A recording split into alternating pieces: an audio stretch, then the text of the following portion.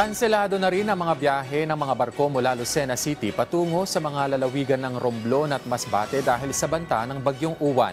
Nagpatrolya na rin ang Philippine Coast Guard para paalalahanan ng mga residente sa baybay dagat. Yan ang sentro ng balita ni Carmi Isles ng Radyo Pilipinas, Lucena. Kanselado na ang lahat ng biyahe ng sasakyang pandagat mula sa Lucena City patungo sa mga lalawigan ng Romblon at Masbate dahil sa banta ng Bagyong Uwan. Ito ay matapos itaas ang Tropical Cyclone Wind Signal number 1 sa southern portion ng Quezon mula pa kahapon. Sakop din ng Sea Travel Advisory ng Coast Guard ang kanselasyon sa mga biyahe mula sa San Andres, Quezon patungong Masbate. Samantala, kahapon pa ay nagpatrolya na ang mga kawani ng Coast Guard Southern Quezon kasama pa ang substations nito upang paalalahanan ng mga residente na nakatira sa baybay dagat ukol sa mga dapat nilang gawin bilang paghahanda sa bagyo.